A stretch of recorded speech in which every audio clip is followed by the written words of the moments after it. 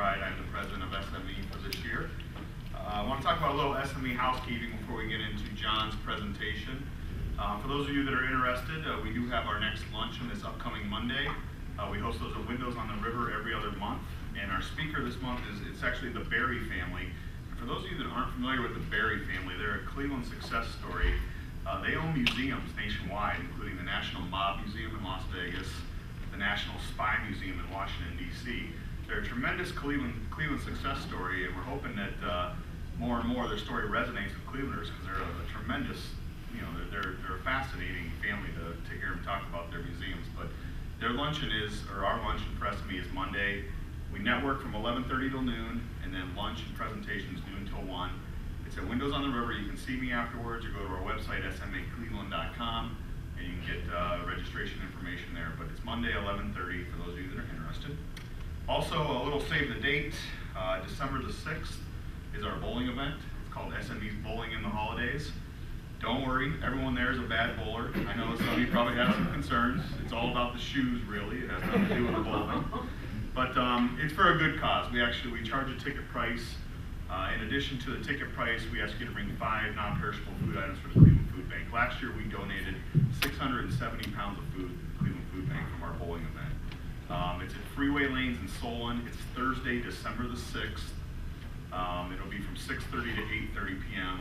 Plenty of Christmas ale and door prizes. And again, it's if you're a bad bowler, it's not about the bowling. It's come out and have a great time. We have about anywhere from 75 to 100 SME professionals there you can network with, okay? So save that date, December the 6th. Before I forget, 2 things. I do have the restroom keys. So if you have to use the facilities, please see me. I don't know why the building chooses to lock the doors, but they do. We've asked them for 3 years to stop doing it, and it falls on deaf ears. So, and then lastly, in case I forget to say at the end, we do recycle name badges on your way out. See Kathy or myself, or just throw your badge on the table. We'd appreciate it. All right, without further ado, I'm excited to talk about John Etor. I'm going to read a little bit about John's history here. John is a writer, editor, marketing consultant, and writing coach. His byline work has appeared in more than 100 newspapers and magazines, including such international pubs as the New York Times and the Christian Science Monitor. One of his cover stories in Cleveland magazine was actually selected by editors as among the 50 best in the magazine's 30-year history. He began his writing career as a reporter in Washington, D.C., covering Capitol Hill, the U.S. Supreme Court, and for a weekly business magazine. He later served as university editor of John Carroll University, his alma mater. Go Streaks. He is currently a member of the American Society of Journalists and Authors and a former board member of the Society of Professional Journalists. He's written, ghostwritten, or edited more than a half a dozen books. His print work has won numerous awards, including from the Press Club of Cleveland and Women in Communication. His work on video scripts has also garnered him both a Telly Award and an Emmy, the latter for a baseball documentary broadcast on several PBS stations across the country.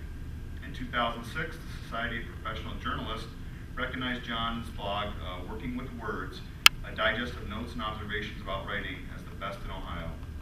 Pulitzer Prize-winning columnist Connie Schultz once called it thoughtful, same place where inspiration simmers and wisdom reigns. He specializes in developing compelling website content that helps organizations tell their stories online.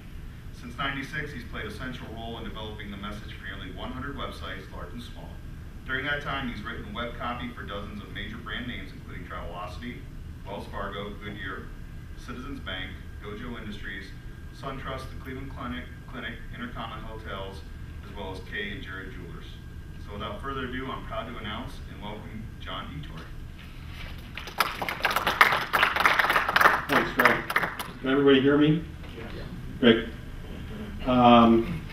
Thanks for that intro. I appreciate it. The Mob Museum, there's a great story there that I won't bore you with, but somebody was telling me the story about how there was a battle between several towns, including Cleveland, and everybody was trying to prove the point that they were more of a mob town, and Cleveland could make a pretty good argument, but the killer was, and it's funny because I'm mentioning him here at one point to make a point, the mayor of Las Vegas, Oscar Goodman, kind of closed the deal because he was literally a former mob lawyer in a prior life, and that helped get Las Vegas that deal. So anyway, we're here today to talk about really why people do business with you, and it's people try and make that a real complicated story. I think it's a pretty easy story. since time immemorial. People do business with people they know, like, and trust. And telling good stories, leveraging good stories is a new way. The old way is kind of cold calling. Now it's more of a come on and getting people to come to you. It's called inbound marketing. And we use storytelling and emotion to do that. But it's a long-term job, and we'll talk today about how you can do it. I'm thrilled that actually somebody that, a client of mine that we helped them with their website happened to show up, and I didn't realize he was going to be here, so that's neat. Somebody that worked with me, John Carroll, many years ago is here, so I see a few old friends and faces, so that's exciting. I'm going to tell the story through the lens of a couple things, Hollywood for obvious reasons, and also because I saw two incredible movies this weekend that made me think about that lens. And the other one, we just went through a political campaign, and storytelling is getting bigger and bigger in politics, as I think you all know. So we'll talk about that a little bit, but we always bring it back to kind of organizations and telling stories.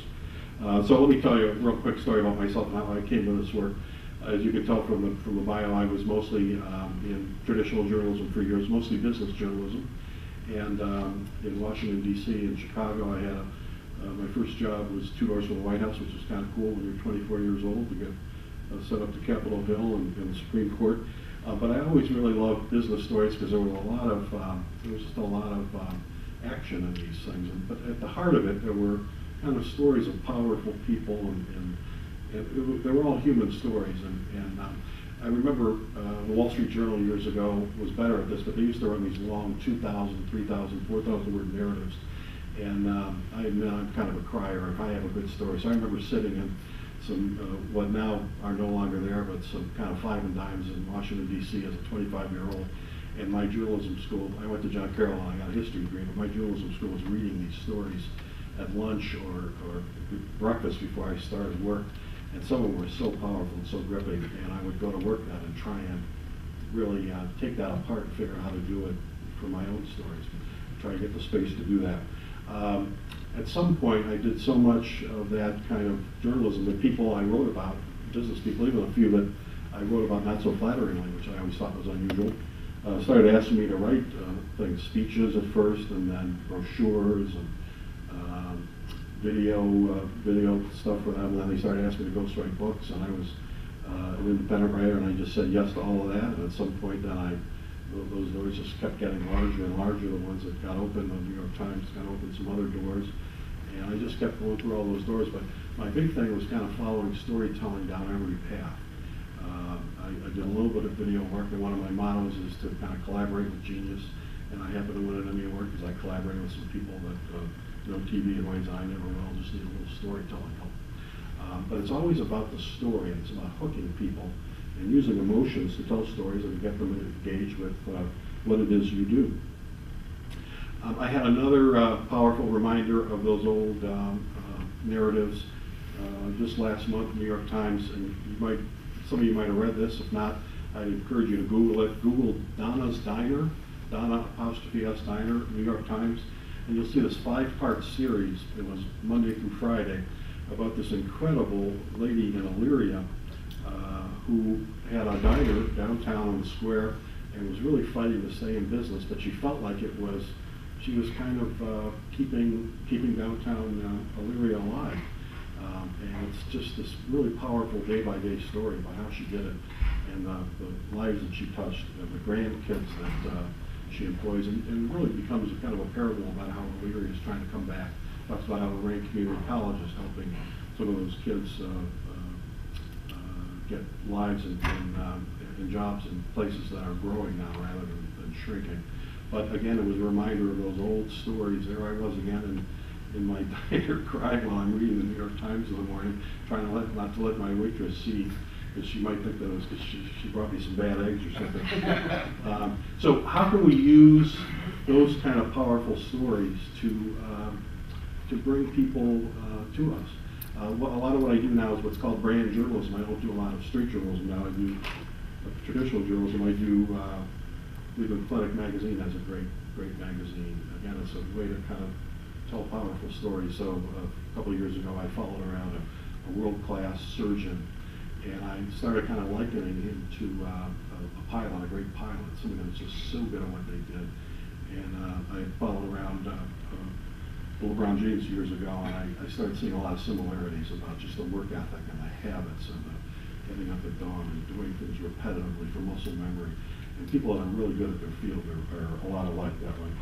Wells Fargo has a great, and I love the name of the magazine, Conversations, and it's a kind of a twofer.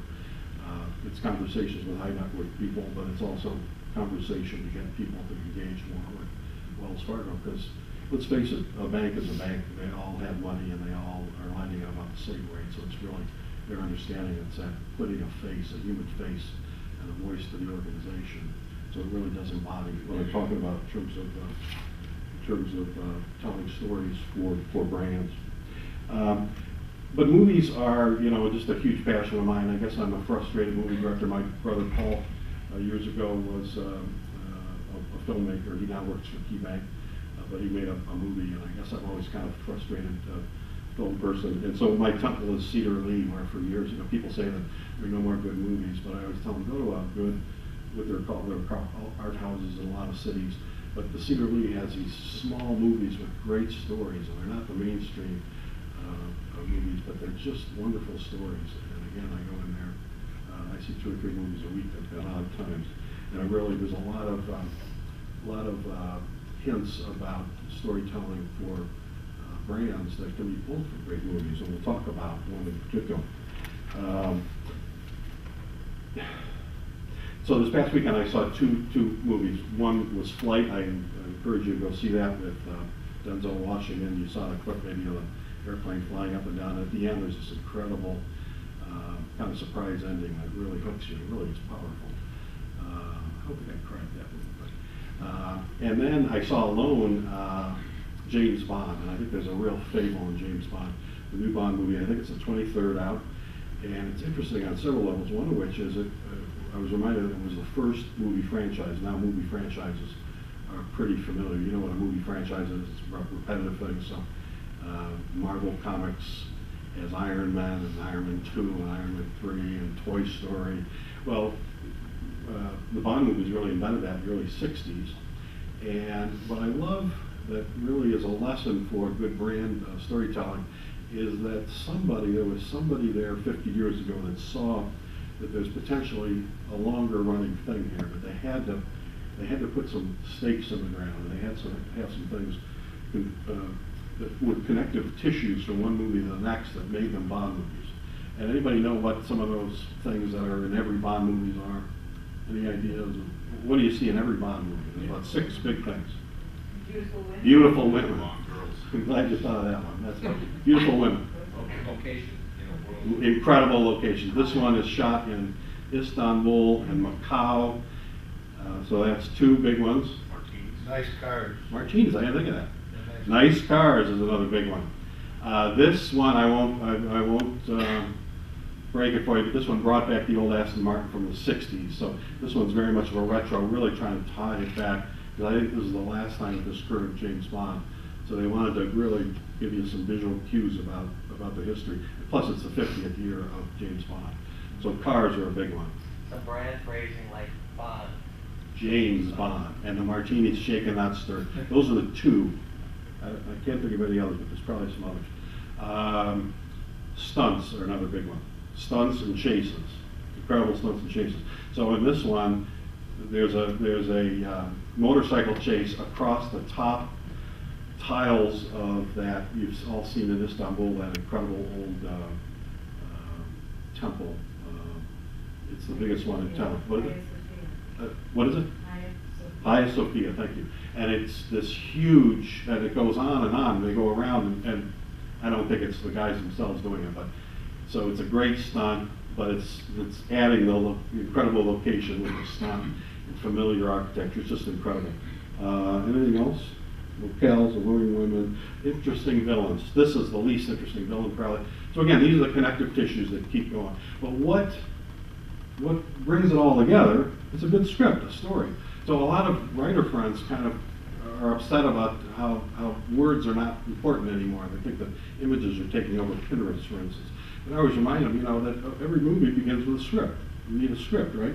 And that's the story. But I think the thing that the Bond movie made me think about too is that how a lot of people are, in telling the story of their organization, are kind of stuck with getting excited with the latest vanilla flavor of what in their world would be a good villain or a location. So when Foursquare comes out, everybody thinks that Foursquare is going to be the tool that gets a lot of business for them. When Facebook comes out, you go all the way down the line, Squidoo, blogs, Twitter, Pinterest, we could go on and on. There's so many of these. And everybody gets excited that this is going to be the key that unlocks business. What people kind of forget about, so those are the tactics. Those are great tactics. What's the strategy? There has to be a story to tell through those channels. Those are just mediums to get to people. What's the story you're telling? And what I see happening an awful lot is that people are telling different stories on Facebook than they are on Pinterest, than they are on Twitter. So how do you get those stories to kind of overlap and reinforce each other? So let me just give you the big overview here of what we're going to talk about, and my friend Sheila is going to give me a 5-minute warning, because there's no clock here. We really are in a golden age of storytelling. I think you've probably seen that talked about in terms of TV. So even though the average person hears a lot about how there's no great stories in movies anymore, I just mentioned why I think that's not true, because they're not going to art houses and seeing those smaller pictures. But everybody knows in TV, with Mad Men and Showtime. What's that one on Showtime that I've got? There's a great Homeland, I think. The Wire, a whole bunch of things on HBO. I haven't got HBO, but great storytelling. And really, it's kind of harkening back. Writers kind of think about it. It's kind of going back to the days of Dickens. A lot of people don't realize that Dickens novels that are famous today were really originally in serials and magazines that came every week or every month. And there'd be a version of it, and it would be a cliffhanger at the end, and then it would take you on. Some of the really good series today in television kind of have that quality. It's just great storytelling. At the bottom of it, it's great writing. Writing great roles for the actors. There's an explosion of outlets. Everybody knows that. The audiences are premium. It's been called the attention economy. This idea, I think it's true, that we can all make more money and we can make more things. What we can't make more of is time. So we have to, our attention is what's really important. And if there's 2 or 3 websites that you count on in your business to keep you up to date, that's pretty powerful. That's got your attention. And that then becomes really a medium, just like a TV channel. Can you in your business do that? One way is aggregation. We'll talk about some aggregators. Everybody know what aggregation is? It's kind of going out in an entire industry or a sector and kind of finding the best of what's being said and written, bringing it all in one place. The value that makes is that you're saving people time from going out to all those places, and they can just come to you for a quick update.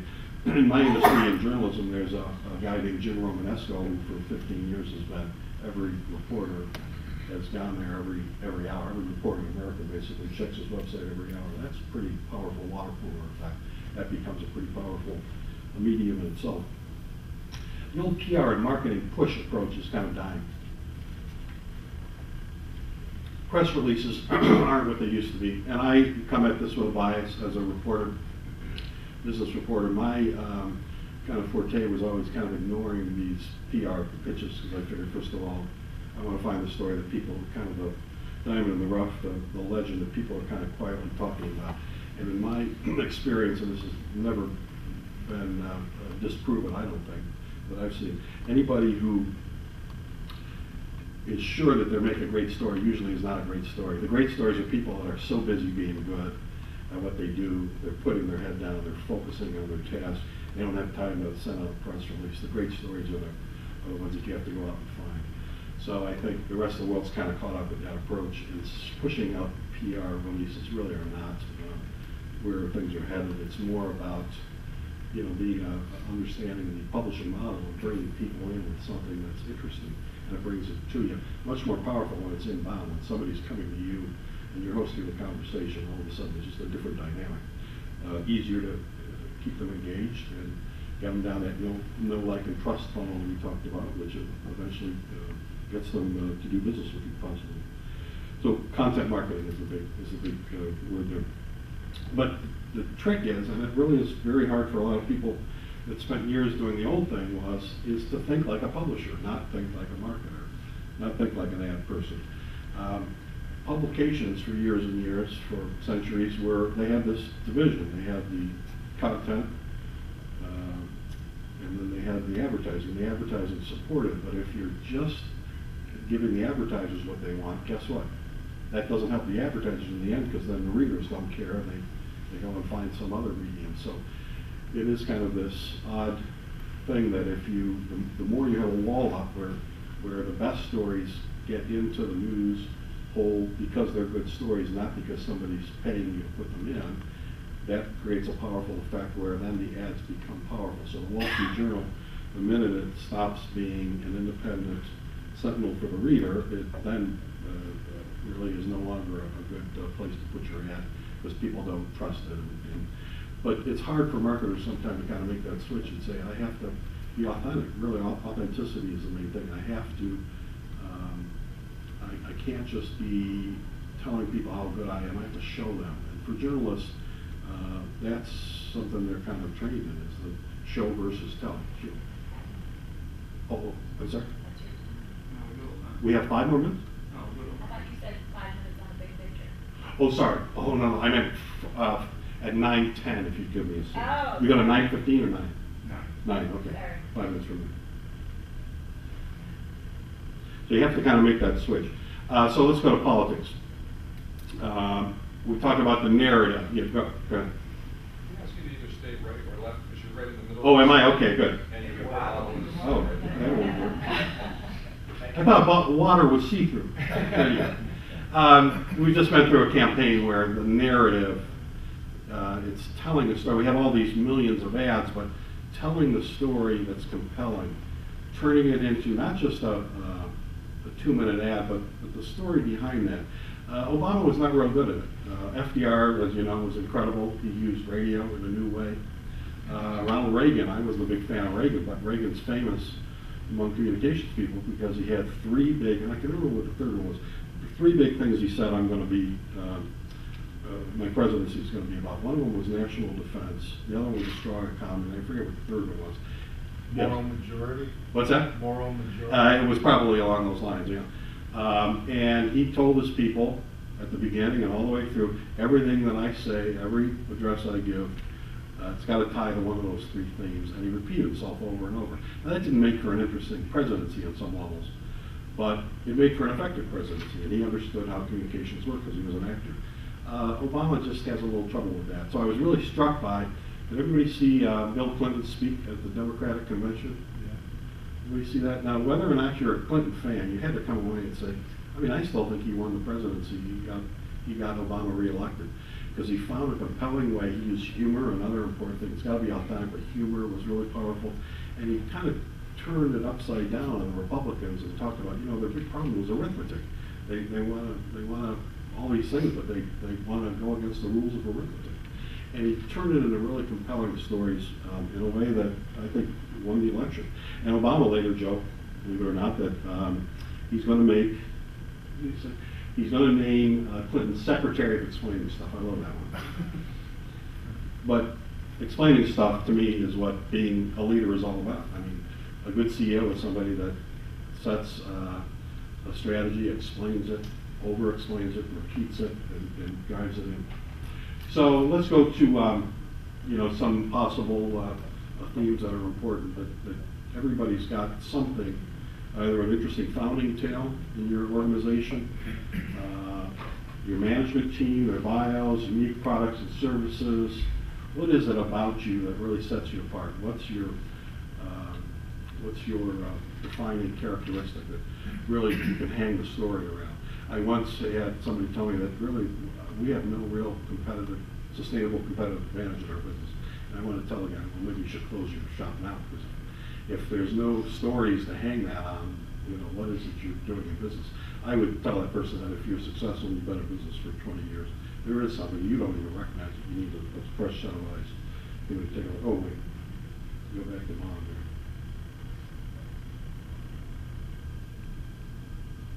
One more, go ahead.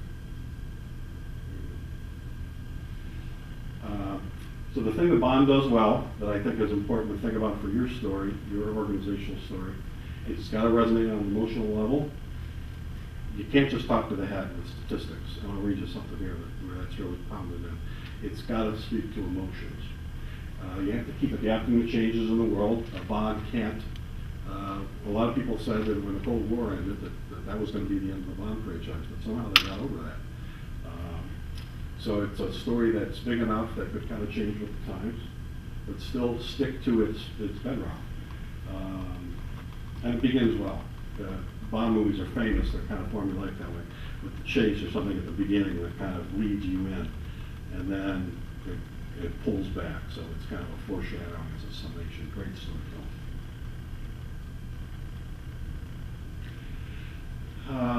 So you have to find that bedrock. What is it for you? Coke, it's a secret drink recipe. If that ever gets out of the vault, they're in trouble. Apple, great design. GE and Google, innovation. What are your bedrock things that aren't going to change? If we have time, there's a few examples of great companies that have, I think, great values. REI, the clothing store. LL Bean. I'll read you their About Us. So think about your About Us page. And the third example I have, look it up, just rei.com. You go to either the About or, the other one was IKEA. That's it, right? IKEA. And they talk about sustainability, sustainable life and home, energy and resources, people and communities. It really draws you into their value statement. REI. At REI, we love to get outside and play. We know firsthand the importance of quality outdoor gear. What began as a group of 23 mountain climbing buddies is now the nation's largest consumer cooperative. Great story there. It's something that drew me in. Talks about Fortune magazine's 100 best companies to work for. That's some great stuff they have here about us, but you have some great stuff. You just really have to kind of put your reporter's glasses on or ask people. Sometimes it's your customers can explain what's great about you better than you can. You have to get that outside perspective.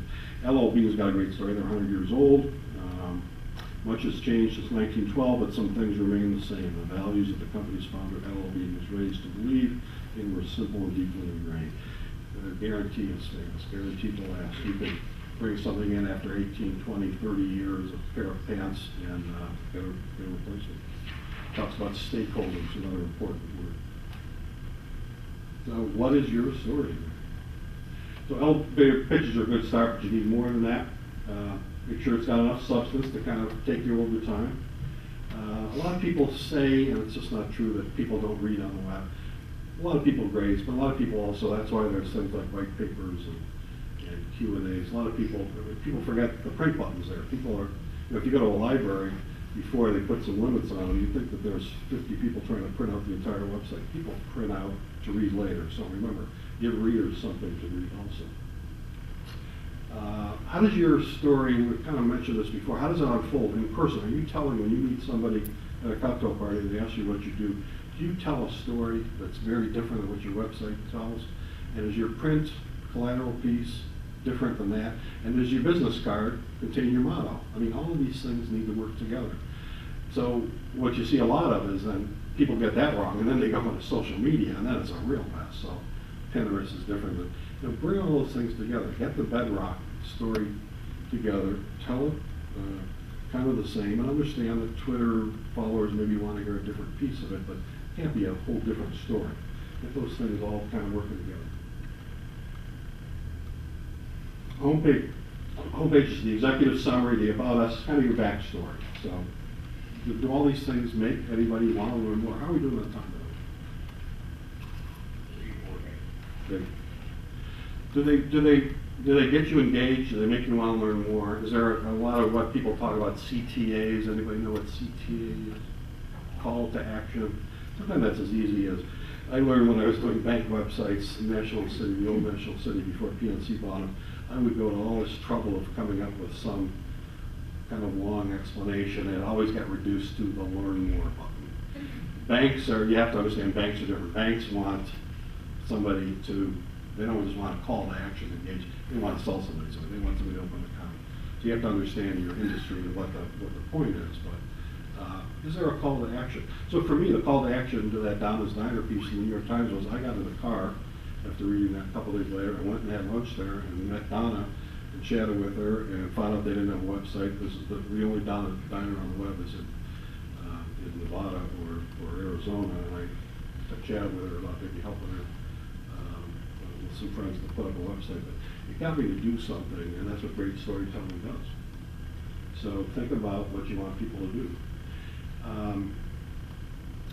Design is important. Design is part of the storytelling. A couple weeks ago, I gave a whole presentation about how design and copy work together in telling the story. But remember now, there's video, there's infographic. Infographics are a huge piece. Everybody know what infographics are? You see these kind of long, complicated, kind of almost flow charts that tell you a story with some cartoons and some brief, very brief narrative chunks. It's a way for somebody at a glance to get some information that they might not read narratively. You see that more and more on the web, and things like Instagram are pushing that even more. Remember our music. Talk about the NFL a minute. The NFL is incredible storytelling, and that's kind of fresh in people's mind because NFL Films was started by this father-son team, the Sables, and the younger, the son actually just died. But NFL Films, which was later bought by the NFL, really turned football, NFL football, into this iconic thing because guys my age, Sam and a few others my age will remember, back before we had a lot of football games being broadcast and there was no sports center on ESPN, there were these Saturday morning half-hour Monday Night Football at halftime. Howard Cosell would give you some overtakes, and they were these kind of slow-motion ballet stories that really made football iconic. And it had this guy, Ed Fashenda, who was the voiceover, and he was the voice of God. One of the Sables once said that he read these scripts for football games, videos, like it was he was an after-dinner speaker for the Last Supper.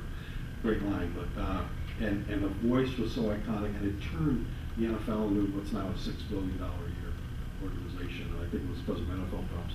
Turned it into storytelling. There was some great kind of use of Roman mythology and just some really imaginative storytelling that slowed the action down. It got you inside the game and the trenches. And it's just some great photography, but also some great, it always started with a good script. So how do you use those things to tell the story of your brand? People don't really remember facts, they remember stories and emotions, so use those. Tell to Win is an example. It's a good book I would check out. I read that one. There's another one I mean to get. You might want to check out this one too, The Power of Story. Sports psychologist by the name of Jim Lohr, L-O-H-R. And in Tell to Win, Peter Gruber is a famous Hollywood producer. He's made Rain Man and some other movies that certainly won a lot of Academy Awards. And he tells a great story about Oscar Goodman, the mayor, the former mob lawyer mayor of Las Vegas. That I think really drives into the story that I'm telling you. He was recounting him and some buddies from LA pitching the mayor of Las Vegas on a minor league, bringing the minor league baseball team to Las Vegas. And I'm quoting verbatim from the book. And that's when the light bulb turned on. He's in there telling the story. Aha, you forgot to tell a story, stupid. I'd thrown a powerful battery of facts at Goodman, data, statistics, records, forecasts, but I didn't organize them in any way to engage his emotions. No wonder he hadn't swung at my offering. Later he mused about his failure. I wondered what could the reason be that I aimed for Goodman's head and wallet instead of his heart. In the movie biz, this would be strategic suicide. What if reaching the audience's heart was critical to winning in every business? It is. You gotta win their heart. You gotta get them engaged with your story.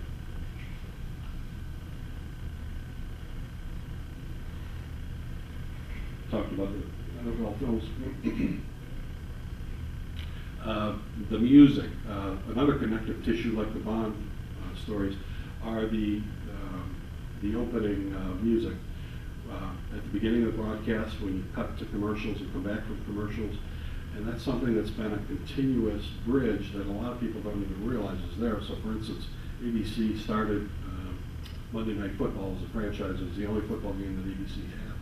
When ABC, which was owned by Disney, bought ESPN, in the last couple of years, Monday Night Football switched over to ESPN, which has been a dislocation for a lot of people. But one thing that's kept it seeming like it's Monday Night Football is that opening and closing music, which is really, if you're a football fan over the years, to you it's still Monday Night Football, even though it's on a different channel. How do you use music, video, images, all those things to kind of tell a connecting story. There is there's a big retro push now because baby boomers are into kind of reliving their youth. So there's a few ads now that are using this. You'll see like the Ganley guy who plays a tape of himself when he was a kid, and now he's this really obnoxious late 40s guy, and you almost think, well, I would have bought from a kid, not from you, bud. There's a company that had a little jingle when I was a kid that's bringing back that jingle, and for me it's just kind of, it's emotional storytelling. It's bringing back something that was familiar years ago. We all know that, Big Fun, this Toy Story store in Coventry, you go back and get all these games from your youth. How do you use all the selections to connect with years gone by? How do you use that for storytelling? Some old familiar things. You're welcome to connect with me anywhere here. Let's go to these three examples I pulled out here. So REI, IKEA. There's a nice, if you go to their About section, they call it Planets and People, or People and Planet. Just those words, choosing that that's what that page is about, tells me that they're into sustainability. It begins with a 4-minute clip. That's probably a little long. Probably 2 minutes is ideal for a clip. So it really brings you in. I used to say that the executive summary is the homepage. You're seeing that less and less online. A lot of people are using like the IKEA because it's an international brand. The homepage is to direct you to which country you're interested in. So it really doesn't do the executive summary part. The executive summary is very deeper, but what you're looking for is either contact us or about us, usually at the bottom. They'll have the navigation. Look in there and see. There's the great thing about the web, it's an incredible learning lab. You can take a look at what other people do and steal some ideas. Good writers, good creative people are just better at stealing ideas than others. So use all of those places to tell your story. Let me go back to L.L. Bean for a minute.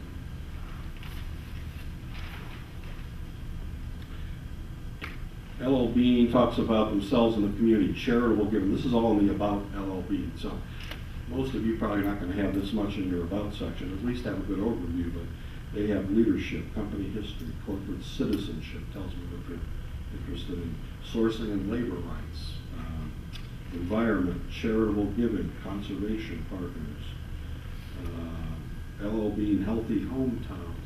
I mean, they're really into this, and they've been at it for 100 years. So how do you take some of those ideas that are important and connect with your audience? You have to have something there for people to read and engage. It probably should be refreshed occasionally. So if it's a blog, use that. How do you drive people there? Through Twitter, taking part of the conversation. But tying all these things together are really important.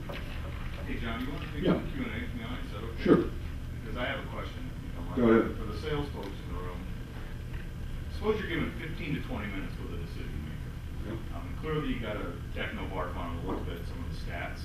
Technobar. Yeah, but where do you incorporate the story? In the beginning, do you wrap it up with a story? If I'm given 15 minutes with a CEO, what would be your recommended path on how to handle that? I would begin by doing some research on him and his organization, so that you're putting your story in his context. And that's something that good sales would probably understand immediately. You could probably talk about that better than I could. But so it's kind of sending him the signal that I've done the research, so it's like a good a job hunter. You've investigated, you've done your homework on this organization. You've found the opportunities, the contact points between what you're selling and what their values are. So go to the values part. The reality is that if you're in the room with that CEO, there should be a values fit already. Otherwise, it's probably wasting both people's time. The old style is kind of pushing. When I hear people talking about rehearsing sales pitches and getting past rejection and people pushing back, I think that's probably not a good fit. You should be in a room with the CEO where there is a values fit and they're potentially into what you need. And then the trick is putting a human face on your organization. So talking about the values, the history, looking for possible matches between your leader and that CEO you're talking about, turning that into something that's more than just, we have the cheaper product, we have a lower price point. People don't very inspired by that. The trick is to inspire people. Is that partly responding? Any other questions? Yeah. This is interesting that you're talking about this because I think the About Us page is so important, but for those that aren't an LLB and don't have a 100-year history, Right. just last night before I left work, I sent around to my team a page of a website, and it's realtruck.com. It's actually a competitor of a client of ours. They have these guiding principles that are just really compelling, and I just thought it was worthwhile to send to my team. And again, this is not even a client of ours. Right. So if you don't have a long story, maybe those guiding principles, you can check it out. It's realtruck.com. I just thought it was a really nice way to bring that human face to that company that you're buying truck accessories from. Right. But they talk about their service and be humble, and it was really interesting. I thought this is really refreshing. Yeah, and the problem sometimes is that people are looking for those stories, they put them up there, but they're not authentic, and they're not, the organization isn't really living that story. And that's where there's a problem. I remember years ago I was helping a company that did virtual private networks and really just technology stuff. And it was really hard to put a face on that until I started talking to a founder, and I found out that he was a young guy, Dave Glazer of Legion Point, that had an incredible founding story. It was really kind of a reverse brain drain. Come on in. He had been he was from the west side of Cleveland. He went to Michigan State. He got an engineering degree, and then he went out to work for Intel when Intel was really hot. And then he came back at about the age of 25. He wanted to start his own technology company, very much kind of inspired by what Intel and Andy Grove did. And he worked for him, I realized later, we used this detail, the same year that Andy Grove was on the cover of Time magazine as the Man of the Year. So we turned it into a story about kind of reverse brain drain, which was a narrative that was interesting to potentially all of that market. It's not real interesting to be in technology necessarily, but he had to have his bona fides there. He had to be technically sound, but there had to be another story to hang on. So it's just a question of kind of finding what those are and then living those. So the classic story from journalism is you go out to interview the dad of the year for an article, and halfway through the interview you see him smacking his kid and kicking him. There's a disconnect between the story and the reality. So people had trouble with this when the web first came out, when you're putting things online and for sale, and you're not ready to sell those things. So anything you put online, you have to kind of make sure that the story's behind it. And that's another reason it starts slowly and build over time. And that's a way, any good organizational communications is a way to get people on that same page. Because everybody knows that on their website, we're saying we're this. We're all going to have to be answerable at some point to our audience if that's not true. Yes? So with all the social media that we have, it's sort of good and bad, it's so hard to keep up with everything. What do you feel are the important ones that we can keep up with to drive everything? That's a great question. I think we all individually, and I'm talking about if you're an employee, you're still an independent contractor, an entrepreneur. I think we all need to use LinkedIn intelligently for ourselves and our organizations.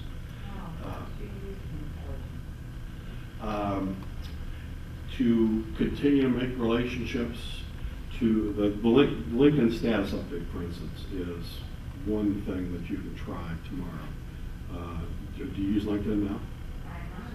You're on it, but you don't know what to do. Let's have a separate conversation, but LinkedIn is a platform, it's an aircraft carrier, and these other little tools are small pieces. So I'd say everybody should be using LinkedIn. I'm not sure, I've never used Facebook, I'm not a Facebook person, but if you're in a consumer, real heavy consumer, if you're an author that's trying to sell books one at a time, that's important. I think Twitter is going to be important, so I might try. I'm a big proponent of trying two things and making them work together.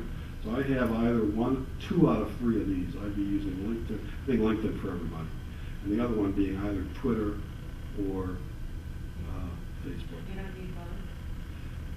If you want to do both. The mistake I think some people do is they sync them up so that when they have a Facebook status update, it goes to their LinkedIn update. So one disconnection is You can use the F word with your buddies on Facebook. The minute you use it on LinkedIn, I've lost interest in you. You're off my list. So that's one problem. So you have to remember that LinkedIn is a professional. It's your professional things. It's your button-down look. You have to be professional. So you have to talk differently there. I think Twitter is becoming more like that. Remember that there's going to be some crossover. You have some friends, but you're also going to have a business face on Twitter. So use 2 out of 3 of those. Well, the other one would be a blog. Maybe start a blog. That's a big one. And then how about this Pinterest, Pinterest? I'm not. Who uses Pinterest much? What do you use it for? We use it, and Facebook's also very image driven, so whereas Twitter is more, urgency of letting people know things, but Pinterest, I think, we recommend that our clients use it. It's great for clients that maybe are in the travel industry or do things with families or something. And you have people connected with the other tools. Correct. Or if you have products on your website, you can use Pinterest so that people can read from the product. Right. And what do you use Pinterest for? Good kind of thing, yeah.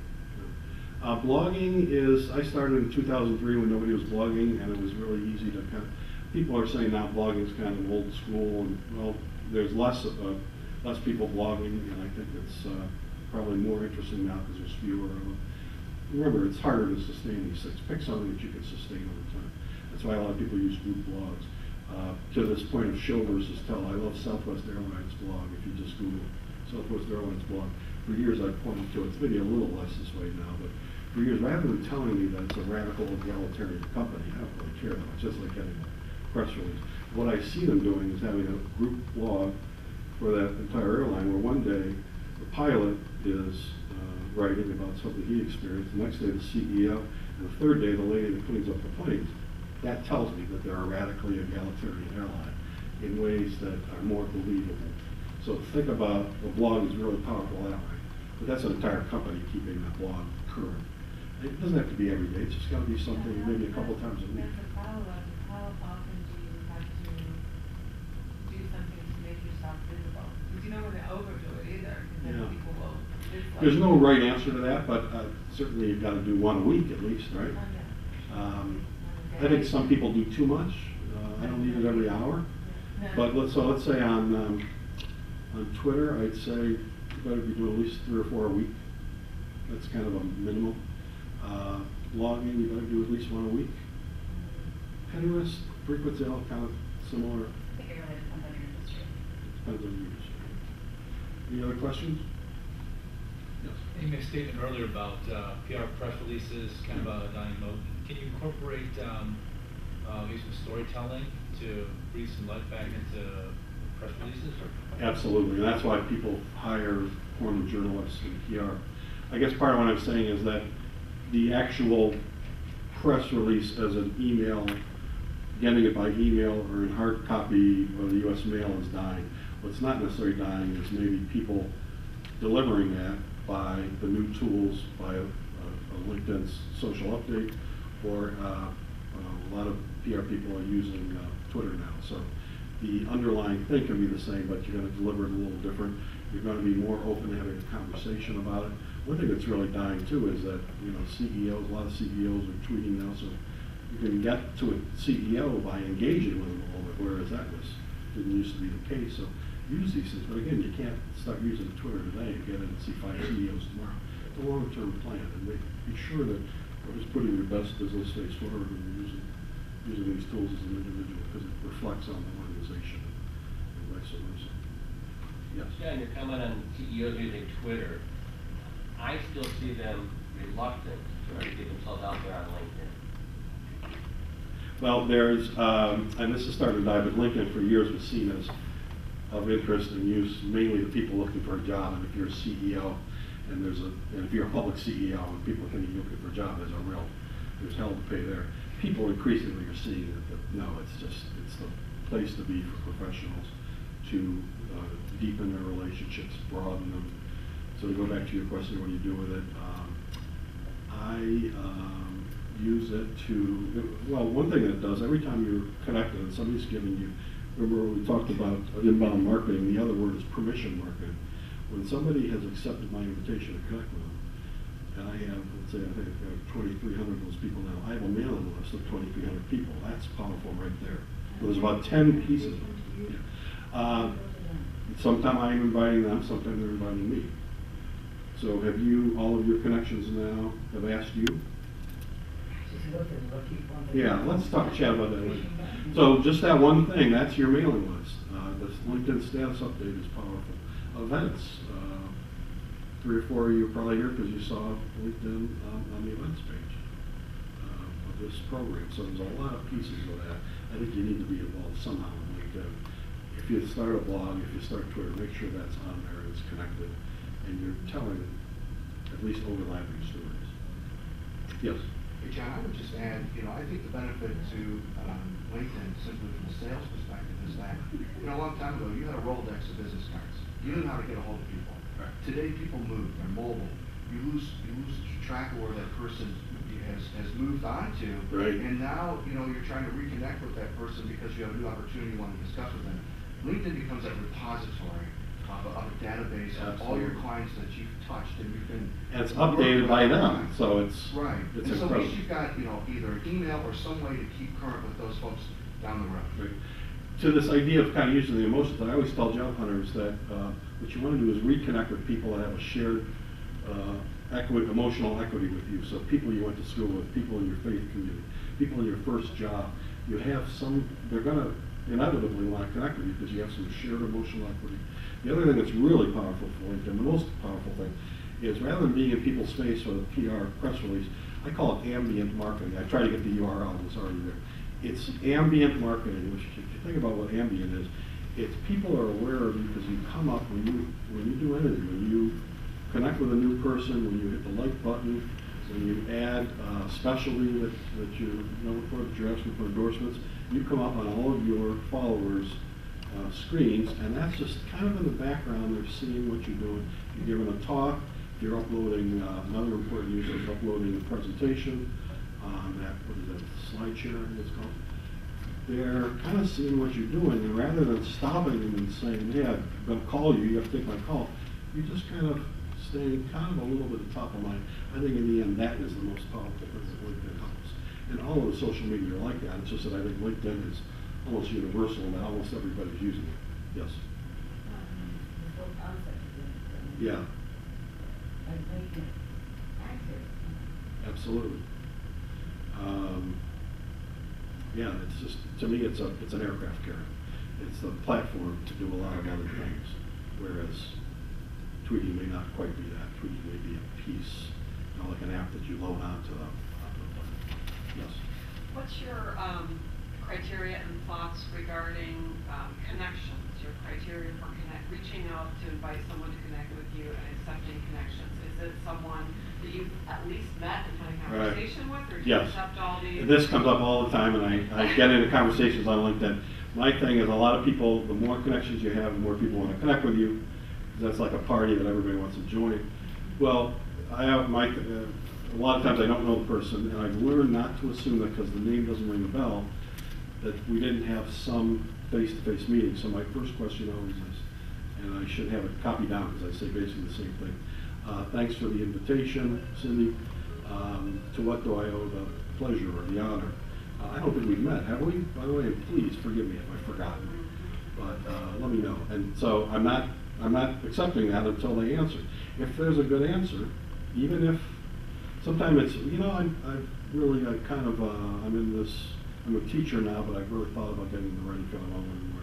That's good enough, but they have to answer. If they don't answer, that's like saying, screw you, I don't have any interest. A lot of people just want to pump up their numbers. I'm not interested in that. I want to have some kind of some virtual conversation or in-person conversation. I'm sorry? Why wouldn't you want that business? Because like you said, how do you know our services would be I want them to take a moment and tell me that. So sending out, I think it's a bad idea to send out one of those invitations without personalizing, is what I'm saying. To me, that's like, I always bring everything, the virtual world is not that different than the living room.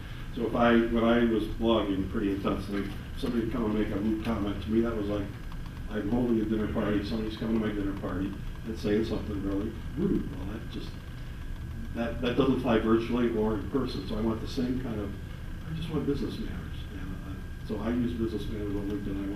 I said a moment ago, somebody is swearing on LinkedIn. Now, maybe just, if it's somebody I know pretty well, I'd say, hey, you know, think about that for a while.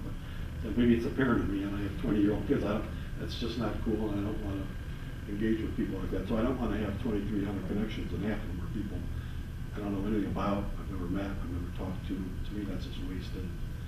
Because that ambient thing you are kind of keeping track of when you're using LinkedIn, you're kind of looking and studying for business intelligence. And if you're doubling the number of people you don't know, you're kind of wasting time because you're not, it's hard to get any business intelligence from somebody that you don't really have any connection with at all. So again, it goes back to that attention economy I said at the very beginning. I'm trying to use these tools in ways that I can add value in 5 minutes of my time here or there. I build in time every day to do something with this, and I want that time to have some impact and some value. I don't want to spend half the time trolling through people that I don't know about or care about. So that would be the answer. One last question. Yes. No, not from me, I'm saying from the audience. Oh, yeah. One last question. Anybody not ask a question that wanted to? Anybody? Okay, go ahead. I was just thinking if you're like an LLB Yeah. on LinkedIn, would you want anybody to see your comments? LinkedIn is probably different that way. Yeah, you have to ask LinkedIn, right? So we all have to use it. I'm in professional services, so I use it as a professional services person. But LLB is different. Yeah, that absolutely. You have to adapt the tools to what it is you're trying to do and what your organization is. So thanks again. Very good. Well, thank you, John. Appreciate your being here. For those of you who want to hang back in the room, I'm sure John will make himself available for a few minutes up front here. You know, and otherwise, hopefully you can incorporate some of today's lesson into your busy day today. John, as a token of SME's appreciation, certificate to an upcoming luncheon. It can be this Monday. For those of you who remember, we have a lunch this Monday, or we'll have one in January, March, and May coming up as well. So, everyone, please recycle name badges. Thanks for being here. See me with any questions. Visit John up front. Thank you.